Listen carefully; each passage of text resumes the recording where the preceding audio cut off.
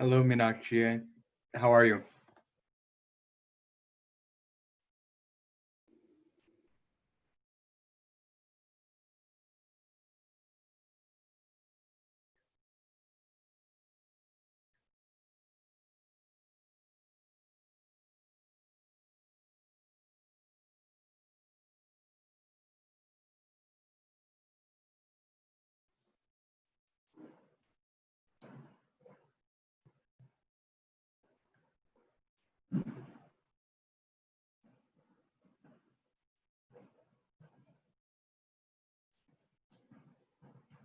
Mr. Cody, Yes. Zoe, the other admin, isn't active on Slack. I don't know if she's coming or.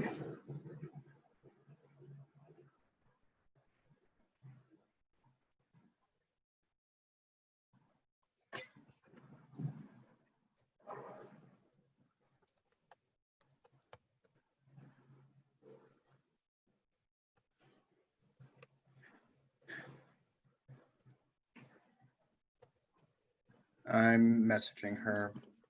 Okay, thank you. Should we get a backup just in case? Yeah, I think that would be best. I'll put it on the channel. Great, thank you.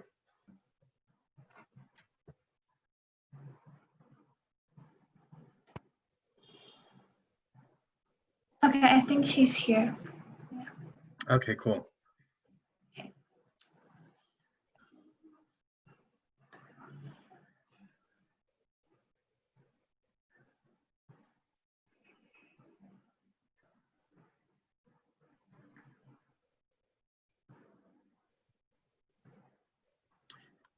If you're a co-host, are you able to make other people co-hosts? No, I don't think so. Okay.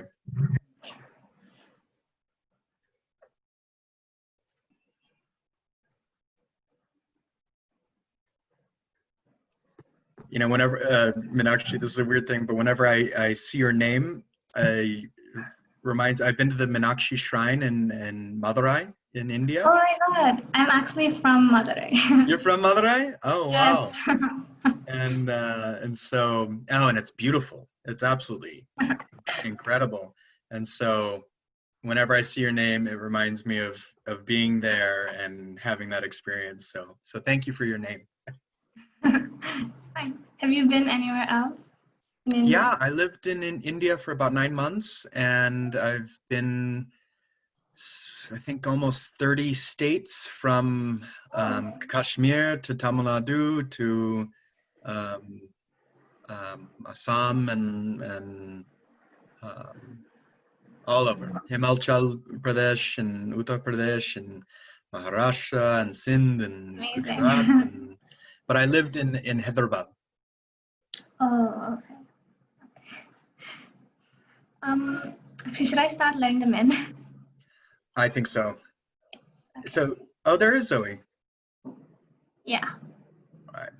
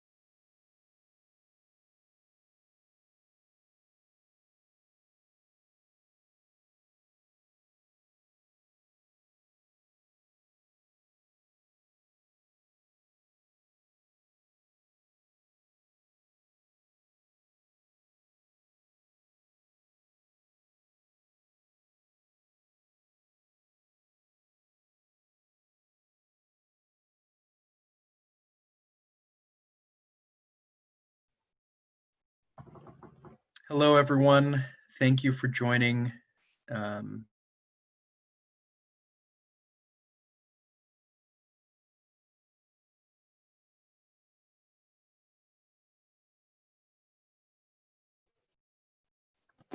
Hello, everyone. Thank you for joining the session. We are going to get started in approximately 6 minutes. We're still letting people join the room, so sit back and relax, and please be patient. Thank you.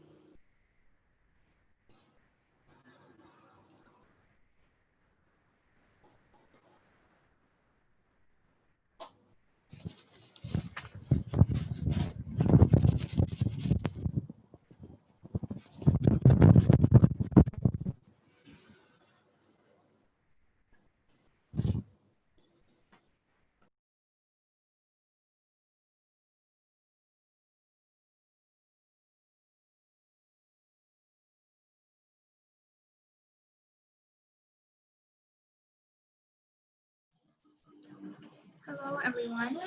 So thank you for coming. We'll get started in about a minute, but before that, we just have some announcements to make. I'm Meenakshi. I'm one of the admin staff for this session, along with Zoe.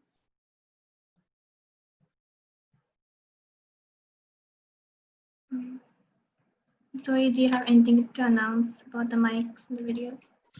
Yes. Hello? Please keep your mics and cameras off for the duration of the session until we enter the Q&A. And then if you want to ask a question, you can turn your mics and cameras on. But for now, yeah, I think everyone's mics and cameras are off. So thank you guys so much.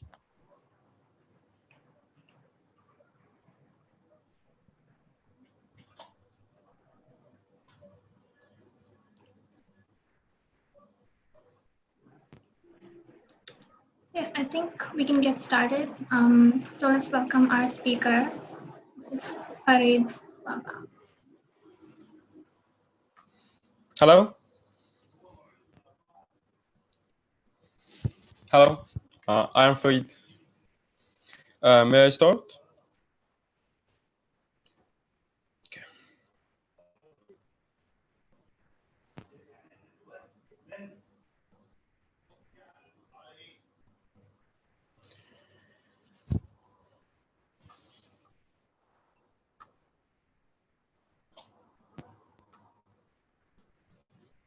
You can see the screen, right? Yes, perfectly. Can everyone see the screen? Just give it like a thumbs up on your reactions, I guess. Okay, now we will start. Our workshop will be entitled of Oil and Water's Conflict in North Africa. At first, I'll introduce myself. My name is Farid Wahba from Egypt. I'm a rising senior at STEM High School for Boys October. I have participated in at many modern United Nations country leading an environment club working to achieve the Sustainable Development Goals and raising awareness about 2030 visions in my school and have holding leadership positions.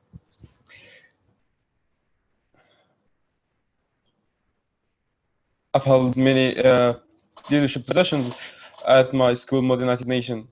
Okay. Now we'll start our first topic with.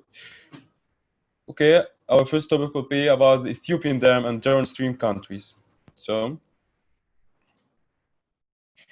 at first, we will get to know about our two main characters here. So, the Blue Nile that provide Egypt with more than 90% of Nile water come from Lake Tana, which is located in Ethiopia. Ethiopia is the upstream country of the Blue Nile, and Egypt is the last downstream country, as shown in the following map. Okay, as you can see here, Ethiopia and Sudan and Egypt. If you can note that around 94% of Egypt area is around desert, and the Nile Valley, which is the major source for living in Egypt. Okay.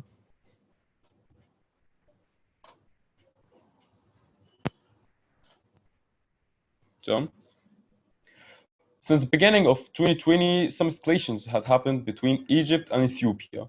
In March, the Ethiopian Minister of Foreign Affairs said that the land is ours, the water is ours, the money used to pay the dam is ours, and there is no force could force us to fill the dam. And Egypt replied was Ethiopia cannot fill the dam without an agreement from the Egypt and Sudan, according to Principle Number 5 from the Declaration of Principles. In June, Ethiopia said one of the prestigious generals mentioned that the war against Egypt is possible. In addition, Ethiopia accused Egypt of delaying negotiations. So Egypt's reply was Egypt is insisting using diplomatic methods within Ethiopia.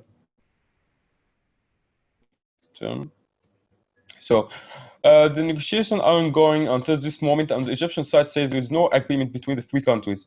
Around a week ago, a third party had joined the negotiations, and they declared that they haven't reached any solution which preserve the right of the three countries from the Nile River.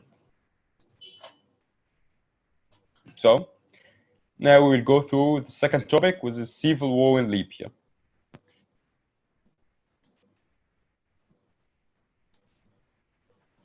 So From 2011 in the Arab Spring until now, the Libyans are still suffering from the consequences of the revolution against Muammar Gaddafi regime. After the death of the former president Muammar Gaddafi, a civil war had been erupted in Libya. As a result of the civil war, two governments are ruling in Libya right now. The first is the Libyan National Army, and the second is the Government of National Accord. Okay, we will get now to both of them. So here are some main characters. From left to right, the first is Khalifa Haftar, is the commander of the Libyan National Army. Recep Tayyip Erdogan, the president of Turkey. Faiz al-Sarraj, the prime minister of Government of National Accord. And Abdel Fattah al-Sisi is the Egyptian president. So, the country began to divide when the Field Marshal Khalifa Haftar declared that he is intending to free Libya from the armed militias taking place in Benghazi as a capital. Haftar's army controlled a wide area of Libya, including harbors and oil reservoirs. The Libyan armed forces had received supplies and funds from Egypt, United Arab Emirates, Russia, and France. Currently, the Libyan National Army is losing many lands and areas against the army of the Government of National Accord because of the Turkish supply to them. Okay. So, on the other hand, on the west flanks, Government of National Accord, which is internationally recognized by the United Nations, led by Faiz al-Sarraj, the government of the National Accord is taking Tripoli as a capital. In the beginning of 2020, the Government of National Accord asked help from Turkey, and in January 2020, the Turkish government agreed to send troops to fight in Libya against the Libyan National Army. With the help of Turkish aircrafts, the Government of National Accord forces took many cities from the Libyan National Army. The last one was Al-Watia Air Base, which had been taken by Turkish aircrafts. So, as you can see, this is the map of Libya. Places in red is where the Libyan National Army have the control. Places with green is where the Government of National Accord have controlled. As you can see, there are two cities around by circles. The first one on the Mediterranean is Sirte City, and south of it is Al Jafra Air Base. The last month, the Egyptian president announced that Sirte and Al Jafra Air Base is a red line because if the Government of National Accord forces with Turkey attempted to enter it, Egypt will declare the war and enter its forces to it.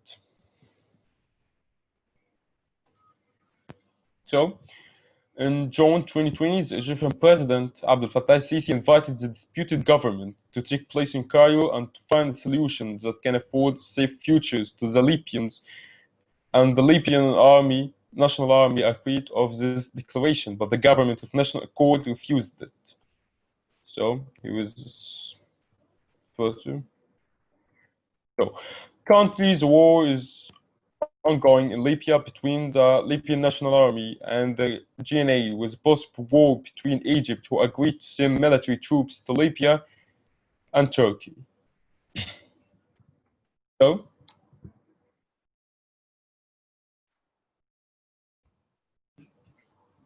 we have ended our presentation. Now we are going to discussion. So, can anyone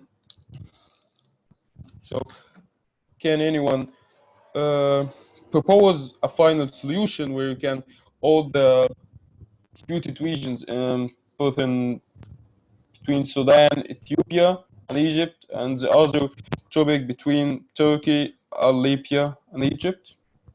So I'll write my question in the chat.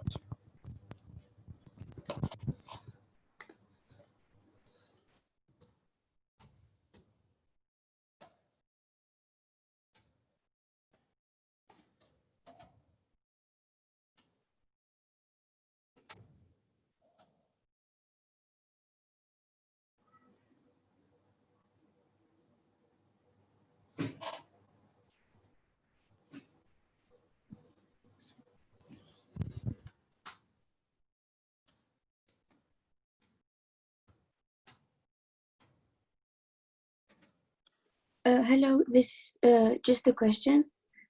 Why don't they just like split the the water in the Nile like between the three countries? Sorry, I cannot hear you. Can you write your question in the chat? Oh, sure.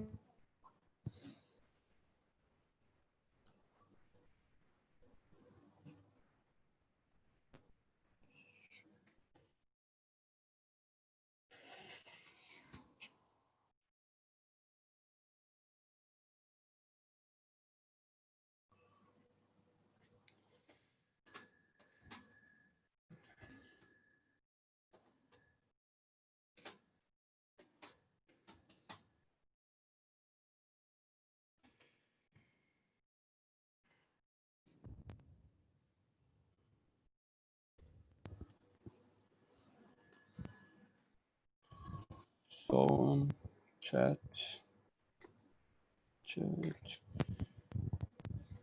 Would it be easier if the admin team read the questions from the chat and then you responded? Yeah, that's right. Thank you for that. Okay, so our first question that we have is from Kusai. So Kusai asked, what's Tunisia's involvement with the Libyan civil war? Tunisia has share borders between the borders between Tunisia and the government of national accord. Government of national accord take place in the west of Libya. The west of Libya had borders between Tunisia. So the government of Tunisia had agreed that they will have negotiations between the two disputed governments to reach final agreement, which can save the lives of Libyan people. Kusai, does that answer So, your question? no? Yes. What? You. Okay, awesome. Our next question is from Maria. She's asking, why don't they split the water between the three countries so each gets 1/3? I cannot hear you well. Maria is asking, why don't they split the water between the three countries so each gets 1/3? In fact, for many years, Egypt had around half of water of the Nile River. So in the last 20 years, the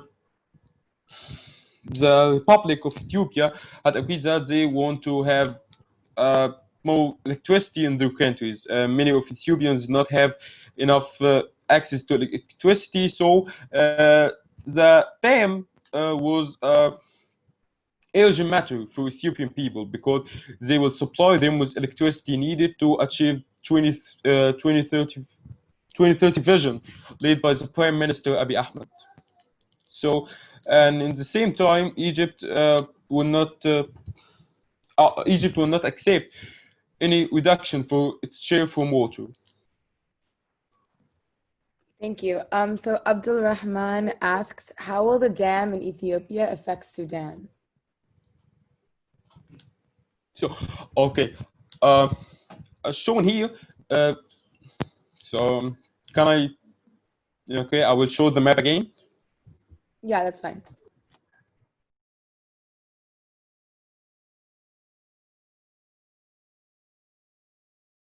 So, you can see the map, right?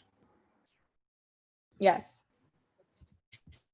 Okay, shown here, Sudan have the main river from the Blue Nile, which is came from the Lake Tana in Ethiopia. So when Ethiopia takes them and starting the filling process, the share of Sudan will be reduced, and consequently the Egyptian share will be reduced, because Ethiopia is an upstream country, and Sudan and Egypt both are downstream countries.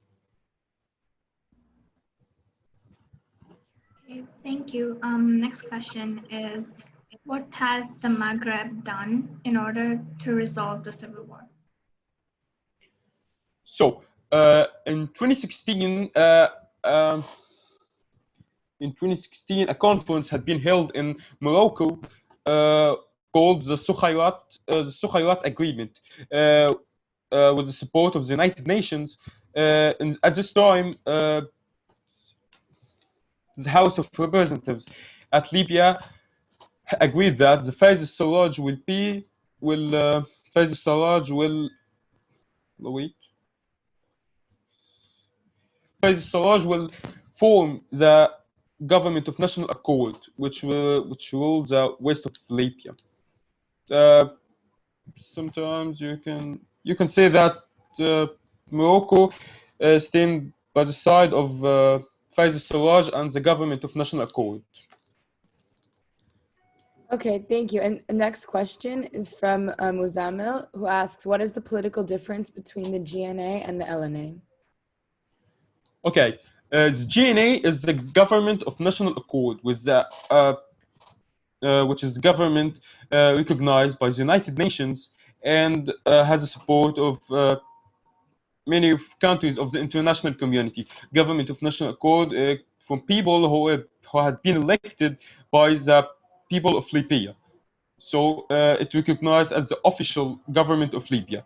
The LNA is the Libyan National Army led by Khalifa Haftar. Khalifa Haftar was a general from the regime of former President Muammar al-Gaddafi and escaped to the United States. In 2014, he returned to Libya. So he made the Libyan National Army in order to free Libya from the armed militias. The Libyan National Army are not the official government. So there are some conflicts between them, which had been erupted the civil war. Thank you. Next question is from Joshua. He asks, what connection does Turkey have with the GNA? Why? As I said, in 2020, the government of national accord asked Turkey to send troops to Libya to help them fighting the Libyan National Army. In January 2020, the Turkish government agreed that they would send troops to Libya fighting the Libyan National Army and supporting the government of national accord. The government of national accord, with the help of Turkish aircraft, had controlled many places. The last one was the Watya airbase, which contains many aircrafts from the Libyan National Army, which had been escaped after they had lost the battle. Thank you. So our next question is from Rebecca. So Rebecca asks, I was wondering, how does most of the population feel about the GNA or the LNA? Is the support split along ideological lines or religious lines? So the war in Libya is not religious. It's about ideological. As you can see, the government of national accord had been elected by people, by the Libyan National Army, as led by generals from the old regime of Muammar al-Gaddafi. Population of Libya after the 2011 civil war had been through many civil wars, armed militias, Islamic militias. All of them affect the Libyan society. So, no population. The people on the west are supporting the government of national accord, and people in the east of Libya are supporting the Libyan national accord. And currently, the war is ongoing because every side of them wanted to overthrow the other. That's it. Thank you so much. Next question is from Joshua again. Alluding back to one of the questions we asked about splitting the water into three portions. He asked, how will they gain electricity if they split the water by 1/3? Because through the dam they gain electricity. Yeah, the dam has hydroelectric turbines which convert waters move into electricity by splitting the turbines in the dam.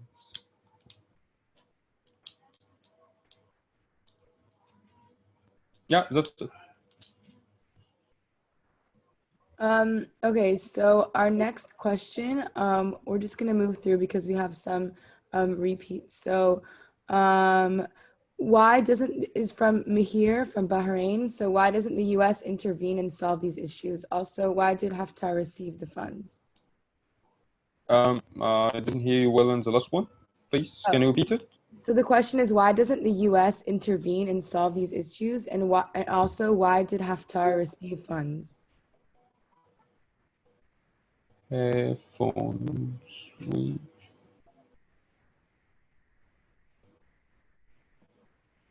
If you don't want to answer, we can move to a different question. That's okay. No, I cannot hear the question. My internet connection is unstable. Can you please write in the chat again? Yes, I'll paste it.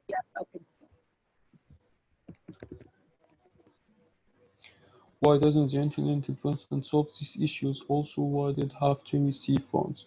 Okay, about the first question, the United States, the Egyptian government asked the United States to witness the negotiations between Sudan and Ethiopia and Egypt. But Ethiopia rejected the offer of the United States because they insist that negotiations are from three sides only: Egypt and Sudan and Ethiopia. They reject any offer from any other country to take part in these negotiations. Why did Haftar receive funds?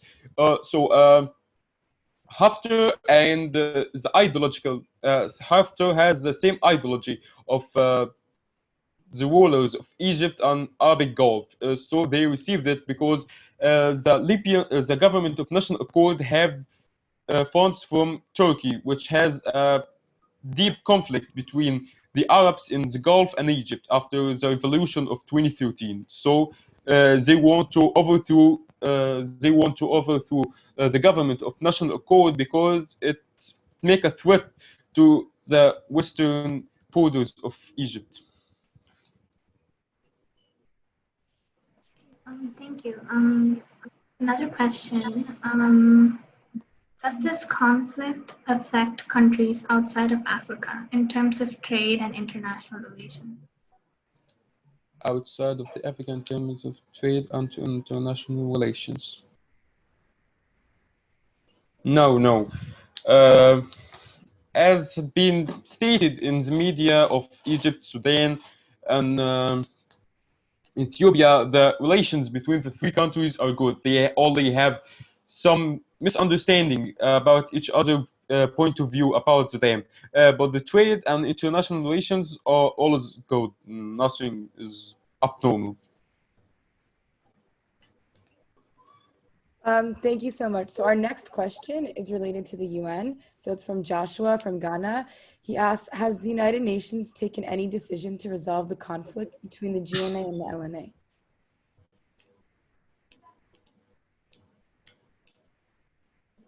So the United Nations had entered the negotiation, but indirectly, because the declaration of Cairo, which had been in the last months, was in the support of the United Nations. 4 years ago, Sukhayrat agreement had been under the supervision of the United Nations.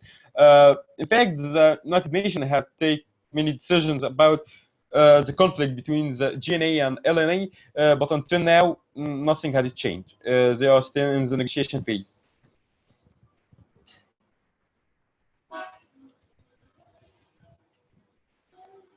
Yeah, that's it. Most of the questions are repeats.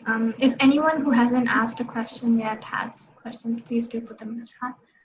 Yeah, we still have about 15 minutes. 15. Okay, we have a new question. What is Israel's stance on this issue?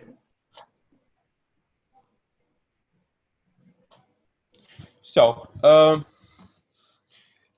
Israel had indirectly funds the establishment of the Ethiopian dam. The Prime Minister of Ethiopia had agreed with the Prime Minister of Israel to fund the dam, and was for the sake of trade and relations between two countries.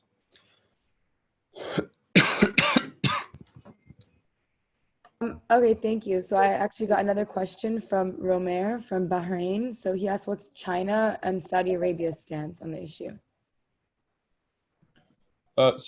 China, some Chinese bankers had funded the Ethiopian dam, they have pills on it. So they have to complete the dam so they can pay the bills and debts. About the uh, Saudi Arabia is supporting Khalifa Haftar regime in west and the eastern of Libya because United Arab Emirates, Saudi Arabia, Egypt all have the same political ideology.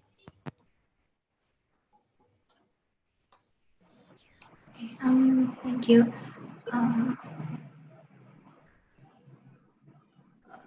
Okay, we have some more questions. Is there any sign of the Egypt and Ethiopia issue being resolved? Until now, no. The relations between two countries aren't good.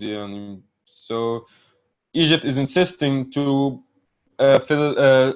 Egypt is insisting that Ethiopia have to fill the dam in 10 years, but the Ethiopian government wants to fill the dam in 5 years.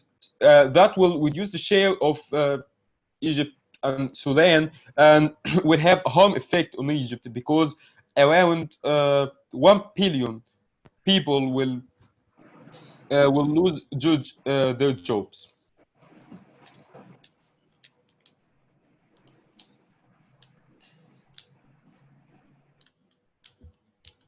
Okay, so we have another question from Mihir.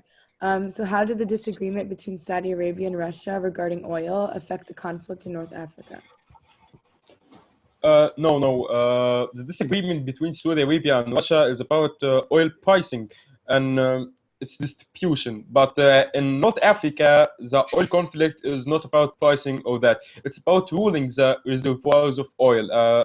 The Libyan National Army have the most of the Libyan oil, and the government of National Accord want to control these areas so they can get oil to increase the economic situation of their countries. Shown here, Libya has the biggest reservoir of oil in Africa. So a war is about getting the oil, not about the pricing distribution.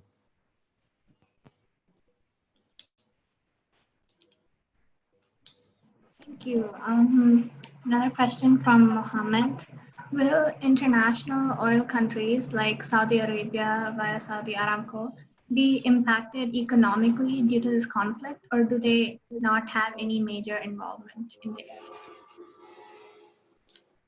No, they do not have any major involvement. They all have some minor involvement in Libya, but economically, they will not affect any. Yeah, the conflict between the LNA and GNA will not affect Saudi Arabia or Aramco.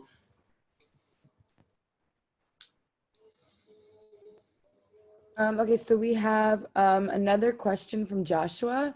So does Nigeria have any contribution to the oil conflict in Africa? No. Nigeria is far away about the oil conflict between the civil war in Libya.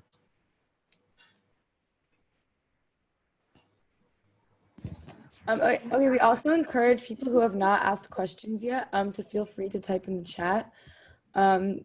So yeah, if you have a question, you can type it and we'd be happy to entertain it.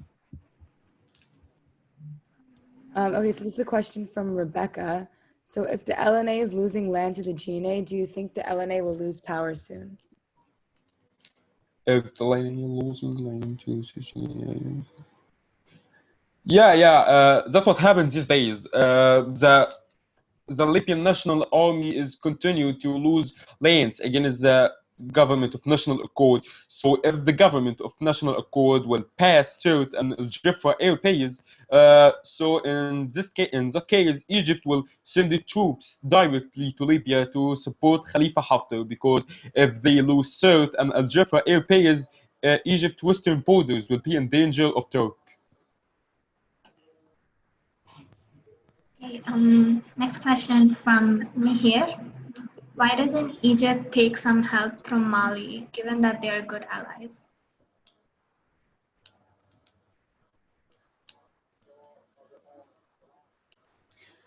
So currently, Egypt have some negotiations with Eritrea. As you know, Eritrea have territorial borders between it and Ethiopia. So Egypt plans to make a military base in Eritrea, so they can make a threat or have a military existence there if the government of Ethiopia decided to break the Declaration of Principles and started to fill the dam without the agreement of Sudan and Egypt.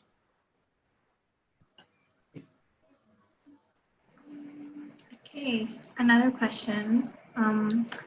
Has the UN ever discussed this conflict as a topic in any session of any committee, or has it been left to be solved internally? The United Nations had discussed the civil war in Libya in many sessions, but until now they haven't reached any solution that end the civil war in Libya and preserve the right of two governments.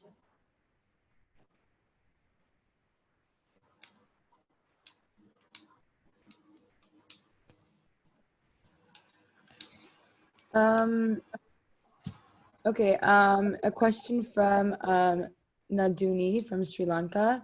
So is there a connection between other African countries about the dam? No. As you know, the Nile River has around 11 countries where the river is running through. But the Blue River, which is came from Lake Tana in Ethiopia, across Egypt and Sudan, will not affect any country of the living countries. The Nile River, which has the major source of water, um, for instance, Ethiopian dam had been built on the Blue Nile River. There are Blue Nile River and White Nile River. The blue one it came from Ethiopia and then Sudan and then Egypt, which is a downstream country. So no other country will affect about the dam.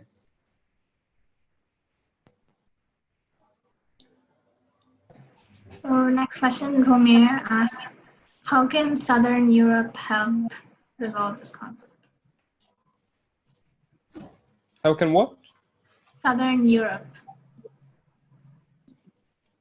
How can Europe? How can Southern Europe help in fixing this issue?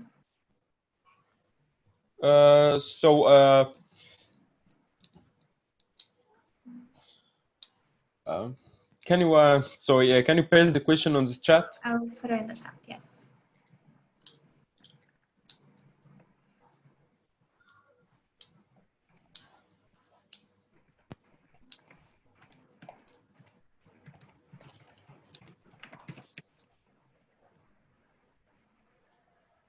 How can Southern Europe help with fixing the issue? Yeah, that's right. There are two major countries in Southern Europe fixing this issue, which is France and Italy. France, long time ago, France had supported Khalifa Haftar, which is leading the Libyan National Army, to have the control of Libyan lands, and Italy were supporting the government of national accord because of the historical relations between both of them. So Southern Europe countries have major relation with this issue.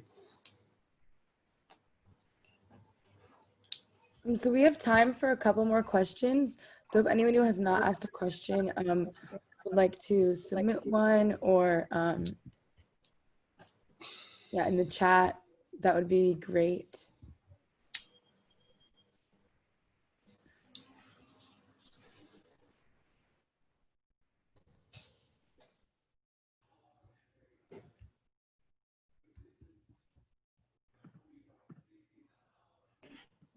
Oh, I think we got a question from Mohammed. So, has the conflict similarly occurred in the past somewhere else from which we can learn? Yeah, in the 20th century, many conflicts had been erupted between Egypt, Sudan, and Ethiopia about the Nile River. Two treaties had been signed between Sudan and Egypt, which is preserves the share of Egypt from the Nile River water. About Libya, nothing like that had happened in the past. This is the first civil war in Libya after the independence.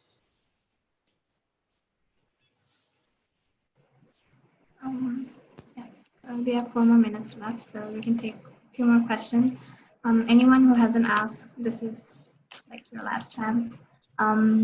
So Joshua, another question from Joshua. Does the dam affect Sudan in any? I have answered it before, yeah, but the dam will affect Sudan because the Blue Nile River is the major source for water in Sudan. So if Ethiopia started filling the dam, it will reduce the share of Sudan from the water. 2 days ago, the Ministry of Water and Irrigation in Sudan announced that the ratios of the dam, the height of it had been reduced because of starting of the filling process. The last question, can I answer it? Go for it. Why is Blue Giant from Egypt said why is CERT an issued red zone for Egypt? CERT is one of the major cities in Libya and have a lot of oil reservoirs and gas stations. They also have many military bases with supplies from Egypt and United Arab Emirates. So if the government of National Accord Forces takes out, it would be a threat to Egypt because the relations between Egypt and Turkey aren't good after the revolution of 2013. So the existence of Turkish forces on the western borders of Egypt will make some threats to the national security of Egypt.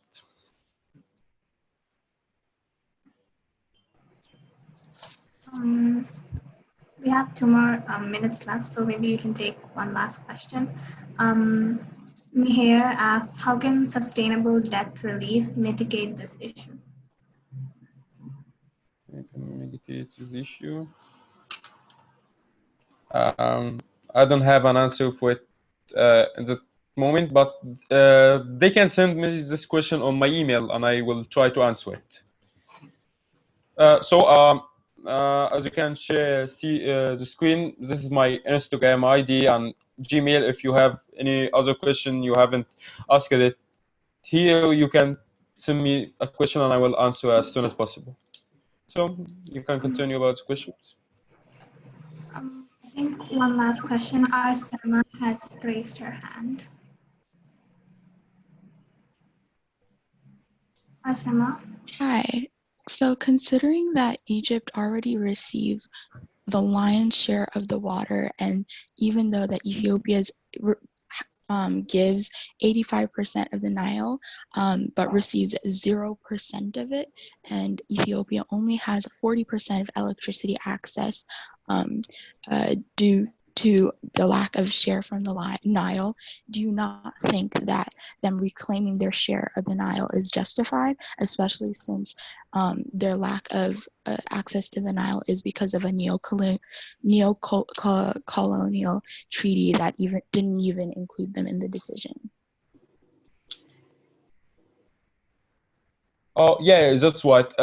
So in the Declaration of Principles in 2015, the three countries agreed that they will preserve the right of Ethiopia to produce electricity from the dam, but in the same time, Ethiopia cannot take a one-side decision to start the filling process without the agreement of Sudan and Egypt, because if they did it, the share of Egypt and Sudan will be reduced, which will increase the unemployment in Egypt and Sudan.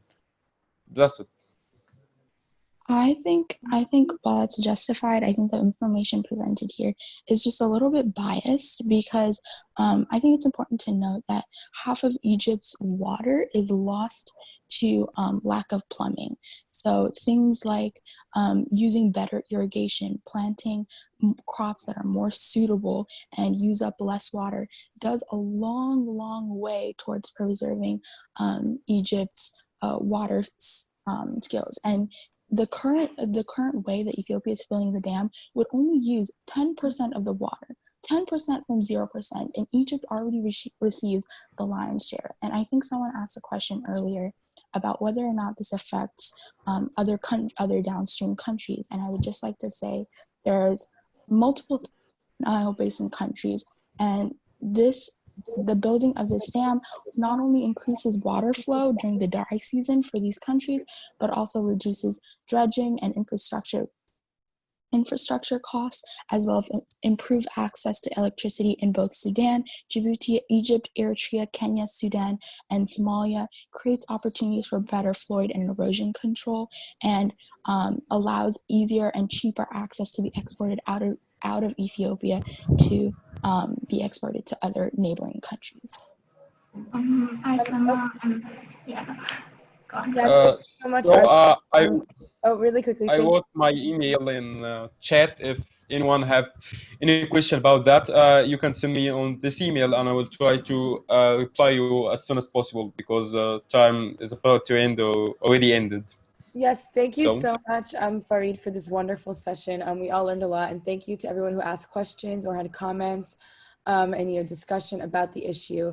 Just a quick reminder that right after this, we'll be moving into the plenary session for day 2. So please do join us. And you can also check out the Global Summit Help Desk if you have any questions at all throughout the duration of the summit. So please feel free to check that out and to attend more sessions throughout the day. And we can't wait to see you in future sessions and tomorrow. And thank you once again to our wonderful speaker. Yeah, thanks for all of you. Wait, can I reply? Unfortunately, we have to close the session because we do have other sessions happening very soon.